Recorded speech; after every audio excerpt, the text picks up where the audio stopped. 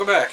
Boy, do we have quite an episode today, thanks to the request of longtime viewer Stephen V. When you think of developer From Software today, you think of the masochistic adventures known as the Dark Souls games, and how batshit difficult they are.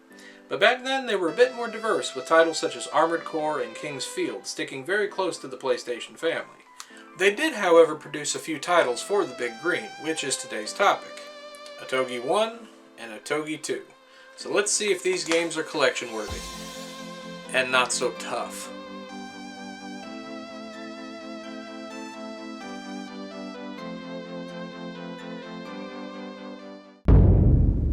For 1,000 years, the imperial court had ruled. But the seal was broken, and its days of glory drew to a rapid close. The story for Otogi takes place in a fantasy-themed version of feudal Japan. You play as Raiko, a warrior who was born into a clan of executioners who, under orders from the emperor, is told to kill his father. When Raiko refuses orders, he steals the sword of his clan, the Soul Shrine, and flees Kyoto. However, as he's leaving, the seal that separates the human world from the demon world is broken, leveling Kyoto and killing Raiko in the process. Of course, being a video game, that's not the end of the story. Raiko is saved by a princess called the Princess. What are you going to do? Anyway, she grants him a new body and the chance to cleanse his soul of his sins in exchange for completing her tasks. And with it, my blessing. The story is actually pretty good, having a plot that gets straight to the point, but at the same time has characters in a setting that keeps you intrigued.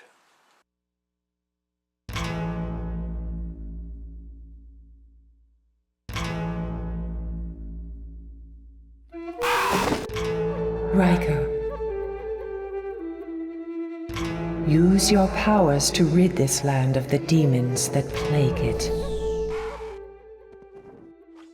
Otogi is a third-person hack-and-slash game where you go from stage to stage fulfilling certain conditions to progress, like destroying totems, defending targets, and killing all enemies in the stage.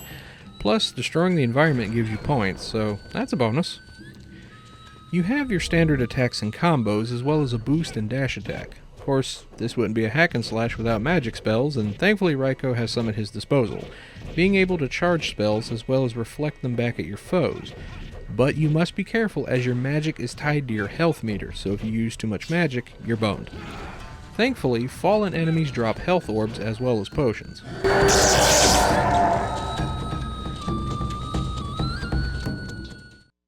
Before each level, you can access your inventory choosing which weapons, armor, magic, and accessories you want to take, upgrade your skills, and purchase new gear and sell your old stuff, as well as repair it. Unfortunately, buying things tends to get more and more expensive.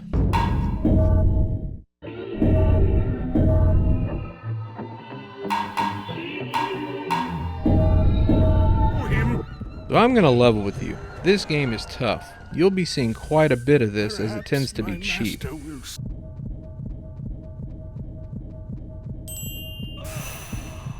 Hey, what the hell? What, are you kidding me? What a bunch of bullshit!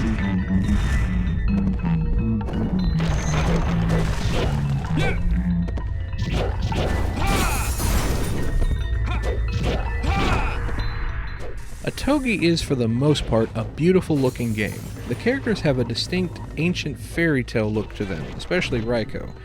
The same could be said of the stages, with each environment giving off the feeling of exploring Japanese folklore. For audio, the music is a wonderful blend of old Eastern instruments and environmental sounds, while in the voiceover department there isn't much of it, but what there is repeated a lot, getting mildly annoying as you play.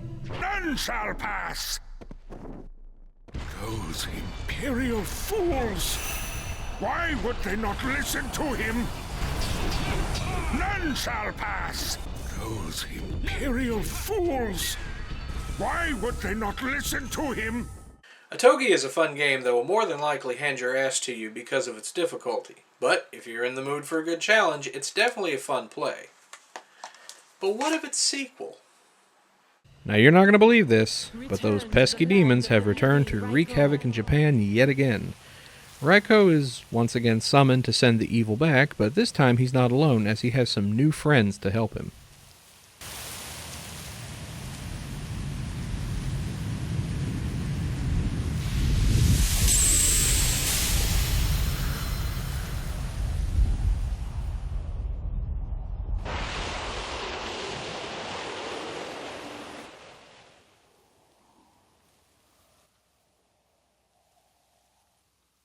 That's really it. The story isn't much different from the first game, but it's really not going to matter as you'll be too busy mowing down demons anyway.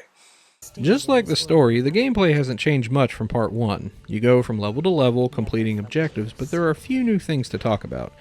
First is the new characters. Along with Raiko, you have Saimei, who is essentially the princess from Part 1 who attacks with magic, Kentoki, the large, strong axe wielder, Sadamitsu, a speedy, agile warrior, Suna, a dual-bladed agile warrior, and Swataki, a floating, limbless torso of a sorcerer who kills enemies with a giant ship wheel, and is a total badass. Each character has their own set of weapons and magic that can be upgraded along with their stats. Instead of a straightforward path, you can now choose which stage you want to play with a chart showing you which character is best suited for the mission. Then you have your inventory shop screen, then it's off to battle.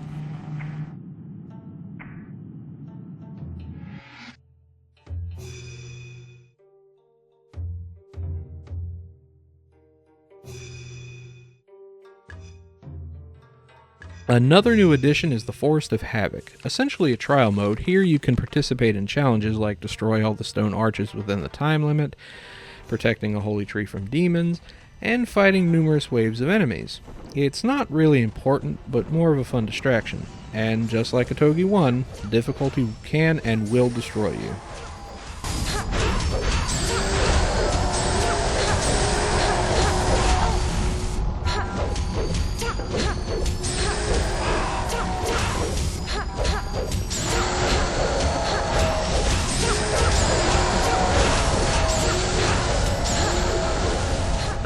The graphics for Otogi 2 are a bit more improved than the first, even though the characters and stages might seem to look the same as Part 1.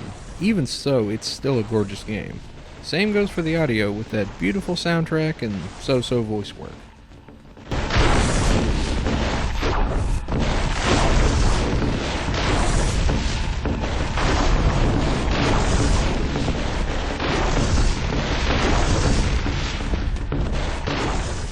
And that's Otogi 2.